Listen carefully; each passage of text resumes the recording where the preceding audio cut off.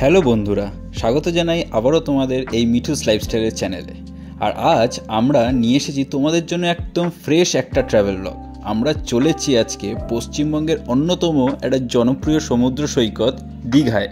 তো আমরা একদম ভোর ভোর বেরিয়ে পড়েছি, তার কারণ আমাদের ট্রেন হচ্ছে 6:45-এ। এই ভিডিওতে তোমাদের সাথে যা যা আমরা করলাম, যা যা আমরা দেখলাম, সমস্ত ডিটেলস তোমাদের সাথে শেয়ার করব।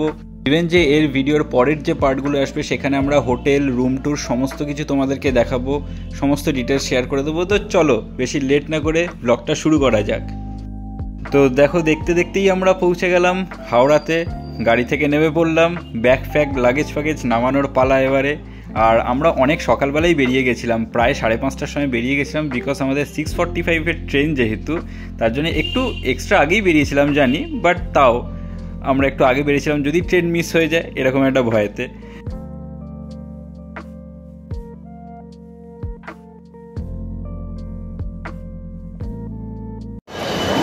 আমার উল্টো দিকে বন্দে ভারত ট্রেনটি দাঁড়িয়ে আছে, কিন্তু এইটা আমরা যাচ্ছি না, কিন্তু দেখতে ভারী সুন্দর লাগছে বাইরে দিয়ে।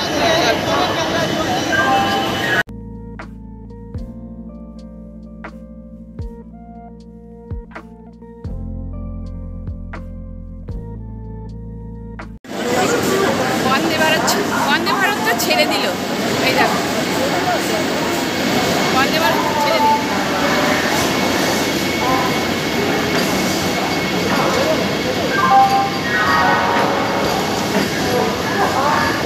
আমাদের কোচ নাম্বার হচ্ছে 6-এ।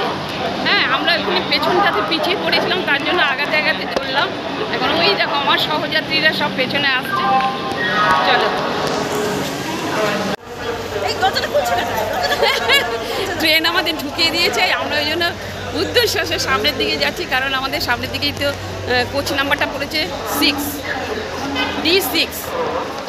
তো ট্রেন ঢোকাচ্ছে, তোমাদেরকে দেখাচ্ছি, একটু দাঁড়া।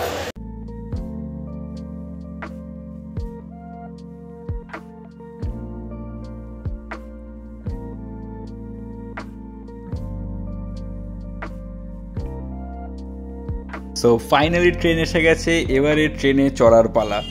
আমাদের এবারে গন্তব্য হচ্ছে দীঘা।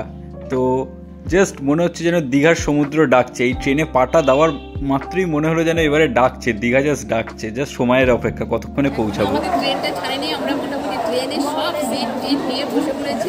আর এই দেখো, এই পাশে এরা বসেছে, আর এই পাশে পুরো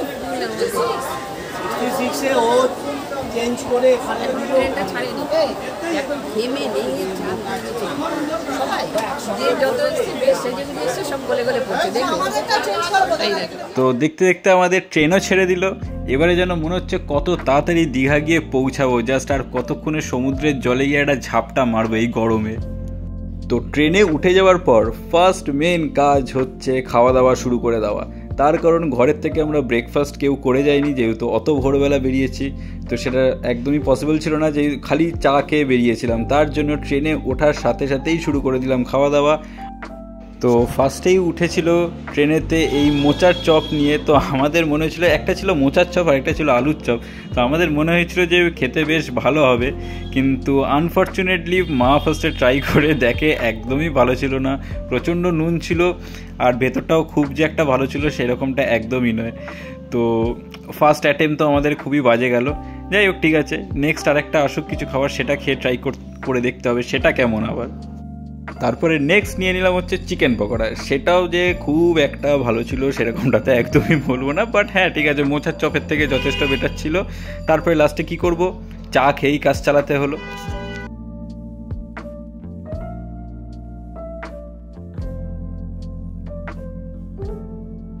অবশেষে আমরা দিকে ঢুকে গেলাম, এখন সব লাগেজ নামানো হচ্ছে, নামিয়েছে, এখন ছাতা খোঁজাখুঁজি হচ্ছে।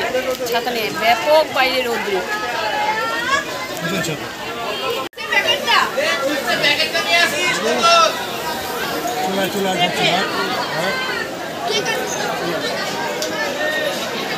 অবশেষে আমরা পৌঁছে গেলাম দীঘা স্টেশন।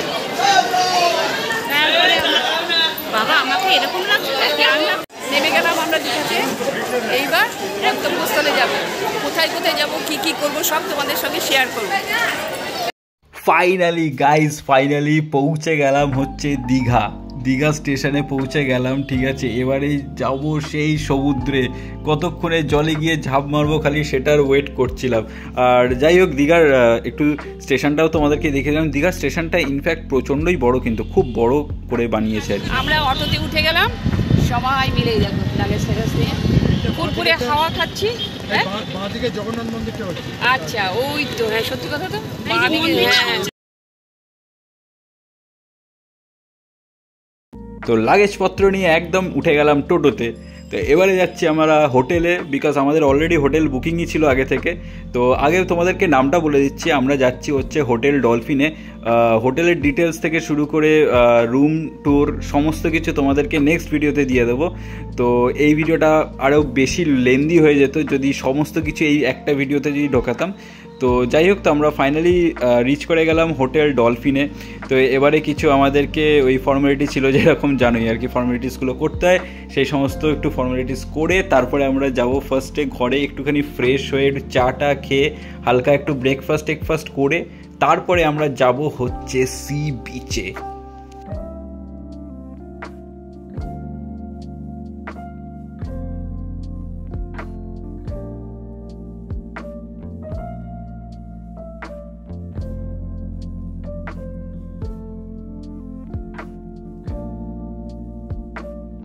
তো একদম ঘরে ঢুকেই রুমে ঢুকেই অর্ডার করলাম হচ্ছে চা, কারণ চাটা প্রচণ্ড ইম্পর্টেন্ট এনার্জির জন্য। তো এটা প্রচণ্ড ইম্পর্টেন্ট। আর তার সাথে আমরা নিয়েছিলাম হচ্ছে ব্রেড টোস্ট, অমলেট, এই সমস্ত নিয়েছিলাম। বিকজ তোমরা দেখতেই পেয়েছো যে ট্রেনের যে খাওয়া খুব একটা ভালো খেয়েছিলাম তা না, কোনো রকমের চালানোর জন্য খেয়ে নিয়েছিলাম, ঠিক আছে। তো আমরা ফাইনালি যখন হোটেলে রিচ করলাম, এবারে গিয়ে আসলে একটু পেট পুজোটা করা দরকার, তো না হলে তো আর শরীর চলবে না, একে এত গরম।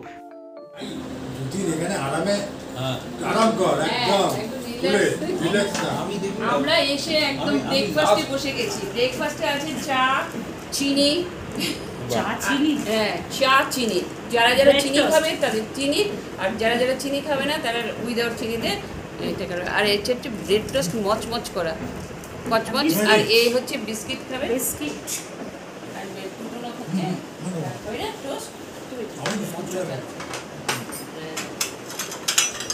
আর কিছু লোক আছে এখানে যারা আসছেন তারা আবার না খেয়ে থাকতে ভালোবাসেন, আমরা আবার একটু না খেয়ে থাকতে ভালোবাসি না, ওনারা না খেয়ে থাকতে বেশি ভালোবাসেন।